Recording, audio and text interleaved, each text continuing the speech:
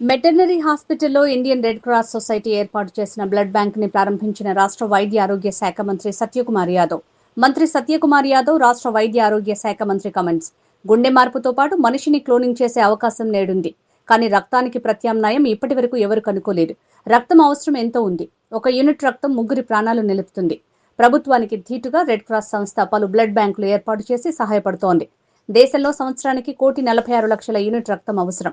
కానీ 1,20,00,000 యూనిట్ల రక్తం మాత్రమే లభ్యమవుతోంది. రాష్ట్రంలో 5,32,000 యూనిట్ల రక్తం అవసరం. కానీ గత ఏడాది 7 లక్షల యూనిట్ల రక్తం సేకరించాం. రెడ్ క్రాస్ సొసైటీ ఆధ్వర్యంలో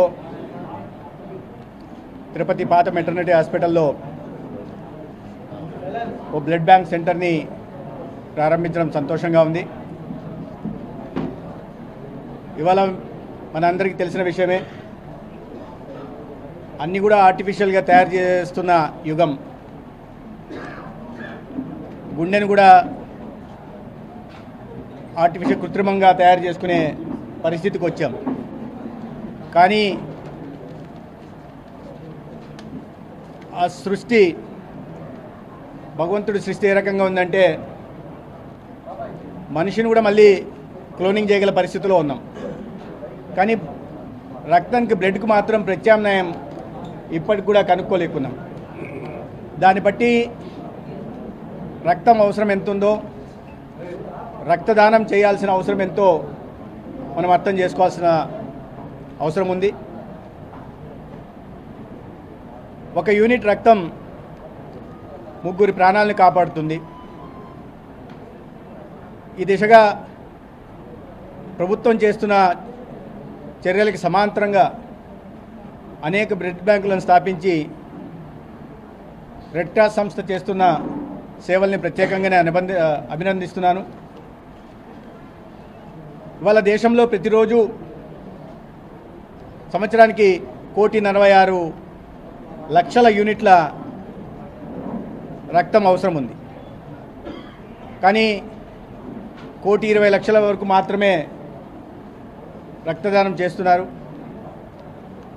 అనేక మంది వాలంటీర్లు ముందుకు వస్తున్నప్పటికీ కూడా ఇంకా కొరత ఉంది.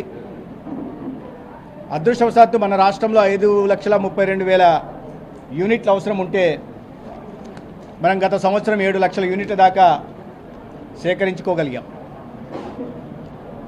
అనేక మంది యువత ఈ పవిత్ర కార్యాన్ని ఒక సామాజిక బాధ్యతగా భావించి రక్తదానం కోసం ముందుకు రావాల్సిన అవసరం ఉంది. నేను చెప్పినట్టుగా 1 యూనిట్ రక్తం 3 ప్రాణాలు కాపాడుతున్నప్పుడు ఆ కలిగే ఆత్మ సంతృప్తి వేరేగా ఉంటుంది. దేనిలోనూ అటువంటి సంతృప్తి కలగదనే విషయాన్ని కూడా యువతకు తెలియజేసే ప్రయత్నం చేస్తున్నాను. ఇవాళ ప్రతిరోజు ప్రతి 2 సెకండ్లకి ఒక బ్లడ్ ట్రాన్స్ఫ్యూషన్ జరిగే పరిస్థితి ఉంది. ప్రతిరోజు 42,000 యాక్సిడెంట్ల కారణంగా 42,000 మందికి రక్తం ఇవ్వాల్సిన పరిస్థితి ప్రతిరోజు ఈ దేశంలో ఉంది. అదేవిధంగా దేశవ్యాప్తంగా ఉంటున్న సికిల్ సెల్ అనీమియా కానీ, తలసేమియా కానీ, హిమోఫీలియా పేషెంట్లకు కూడా రక్త మార్పిడి తప్ప, బ్లడ్ ట్రాన్స్ఫ్యూషన్ తప్ప వేరే ప్రత్యామ్నాయ పరిస్థితుల్లో వారి ప్రాణాలను కాపాడాలంటే నిత్యం నిరంతరంగా వారికి బ్లడ్ ట్రాన్స్ఫ్యూషన్ చేస్తూ ఉండాలి. ఆ పరిస్థితిని గమనించి అనేక మంది వాలంటీర్లు ముందుకు రావాల్సిన అవసరం ఉంది. ఇప్పటికే దాదాపు మన దేశానికి అవసరమైన రక్తాన్ని 80% నుంచి 80% దాకా వాలంటీర్ వ్యవస్థ దాకా ఇప్పుడు కూడా అనేక మంది ఉద్యోగస్తులు కానీ ఇతరత్ర వాళ్ళు కూడా లోపల మనం చూసాం రక్తదానం ఇస్తున్నారని. 80 నుంచి 80% దీన్ని వాలంటీర్ వ్యవస్థ ద్వారా సేకరిస్తున్నాం. అయితే అర్హత కలిగిన వాళ్ళు 18 సంవత్సరాల నుంచి 60 సంవత్సరాల లోపల వారు ఎవరైనా ఎన్నిసార్లైనా రక్తం దానం చేయడానికి అవకాశం ఉంది. కాబట్టి ముందుకు రావాలి. అర్హత కలిగిన వాళ్ళల్లో కేవలం 15% మందే ఇవాళ దేశంలో రక్తదానం చేయడానికి ముందుకు వస్తున్నారు. ఇటువంటి పవిత్ర కార్యం పట్ల రక్తదానం చేయడం వల్ల అనేక ప్రాణాలని నిలబెట్టగలం. ఓ సర్జరీ చేస్తున్న సమయంలో ప్రాణాలను నిలబెట్టడానికి అవకాశం ఉంది. మన రాష్ట్రంలో చూస్తే అనీమియాతో బాధపడుతున్న బాలింతలు 33% మంది బాలింతలు అనీమియాతో బాధపడుతున్నారు. దాదాపు 50% దాకా యుక్త వయసులో ఉన్న వాళ్ళు, ప్రధానంగా అడల్సెంట్ ఏజ్లో ఉంటున్న, మరీ ప్రధానంగా ఈ గిరిజన ప్రాంతాల్లో ఉంటున్న, ఏజెన్సీ ప్రాంతాల్లో ఉంటున్న బాలికలు కూడా రక్తహీనతతో ఇబ్బంది పడుతున్నారు. వారందరికీ కూడా రేపు ప్రసవ సమయంలో కానీ ఇతరత్ర సమయాల్లో రక్తం అవసరం ఉంది. కాబట్టి యువత దీని ప్రాముఖ్యతను తెలుసుకొని ముందుకు వచ్చి మరింత రక్తదానం చేయాల్సిన అవసరం ఉంది. అనేక సంస్థలు ఉన్నాయి. ప్రభుత్వం వైపు నుంచి ఎక్కడ అవకాశం ఉన్న చోటంతా బ్లడ్ సెంటర్లను పెట్టడం జరుగుతోంది. బ్లడ్ కాంపోనెంట్ సెపరేటర్స్ను కూడా పెట్టడం జరుగుతోంది. ఏపీ శాక్స్ పూర్తిగా 100% నిధులతో రాష్ట్రంలో చాలా సమర్థవంతంగా పనిచేస్తూ రక్తం అవసరం ఉన్న పేషెంట్లను కాపాడుకునే ప్రయత్నం చేస్తున్నాం. దాని కారణంగా వాలంటీర్ వ్యవస్థ కూడా అవగాహన ఎక్కువ ఉన్న కారణంగా మన రాష్ట్రంలో కావాల్సిన రక్తానికన్నా ఎక్కువ సేకరించగలుగుతున్నాం.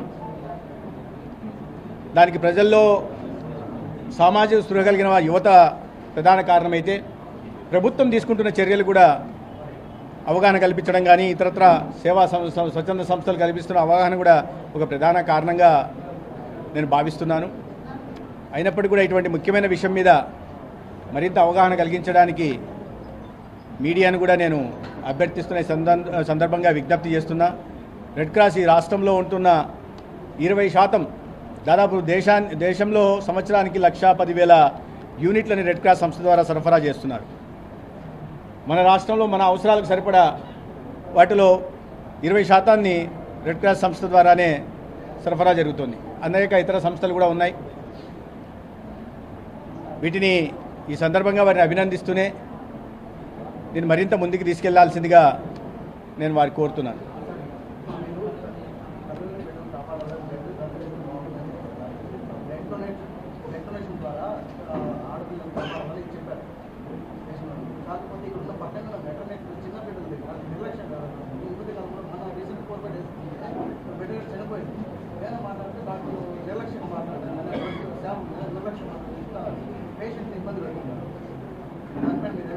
అంటే దానికి నా దృష్టికి రాలేదు. కాంప్లికేటెడ్ ఇష్యూస్ ఏమైనా ఉండిండొచ్చు. అయినప్పటికీ కూడా ఏదైనా నిర్లక్ష్యం కారణంగా ఎవరికైనా పేషెంట్లకి అసౌకర్యం కలిగితే చాలా తీవ్రంగా చర్యలు తీసుకుంటున్నాం. గతంలో లాగా ఉపేక్షించే పరిస్థితి ఇవాళ లేదు. ఏదైనా సమస్య మీడియా ద్వారా కానీ ప్రొయాక్టివ్గా ఉంటూ ప్రతిరోజు మీడియా మాధ్యమంగా ఏదైనా నెగిటివ్ స్టోరీస్ వస్తుంటే వాటిని గుర్తిస్తున్నాం. వెంటనే కావాల్సిన ఎక్స్ప్లెనేషన్ అడుగుతున్నాం.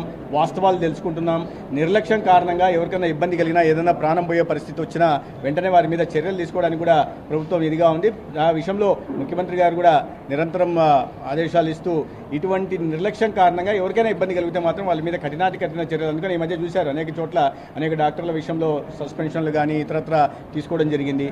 అనేక చోట్ల చాలా సంవత్సరాలుగా ప్రధానంగా సెకండరీ హెల్త్లో చాలా అనాథరైజ్డ్ ఆబ్సెంటిజం ఉంటే వాళ్ళందరూ కూడా టర్మినేషన్ నోటీస్ కూడా దాదాపు 200 మంది పైగా ఉంటే టర్మినేట్. ఎందుకంటే ఇటువంటి తీవ్రమైన చర్యలు ఎందుకు తీసుకుంటున్నామంటే ఎక్కడ కూడా క్షేత్రస్థాయిలో అది సెకండరీ హెల్త్ కానీ టెర్షరీ కానీ ప్రైమరీలో కానీ డాక్టర్ల నిర్లక్ష్యం కారణంగా కానీ లేదా ఉద్యోగ ధర్మం పాటించడంలో ఎక్కడ నిర్లక్ష్యం వహిస్తే చర్యలు తీసుకోవడం ద్వారా ప్రజలకు ఎక్కడ కూడా చిన్నగా అసౌకర్యం కలగకూడదనే భావంతో పనిచేస్తున్నారు. తెలియదు నా దృష్టికి. ఇప్పుడే మీరు చెప్పారు, నేను కనుక్కుంటాను. అటువంటి మీద ఏదైనా కంప్లైంట్ వస్తే వెంటనే చర్య తీసుకునే ప్రయత్నం నేను అందుకే చెప్తున్నా. ప్రొయాక్టివ్గా ఉంటున్నాం. మామూలుగా మొన్న మధ్య జీజీహెచ్లో వచ్చింది, వెంటనే మాట్లాడడం జరిగింది, కలెక్టర్ మాట్లాడడం జరిగింది. ఇప్పుడు నేను కనుక్కుంటాను దాని మీద. ఒకసారి నేను సూపరింటెండెంట్తో మాట్లాడిన తర్వాత వాస్తవాలు కనుక్కొని దాన్ని అనుగుణంగా చేరాను.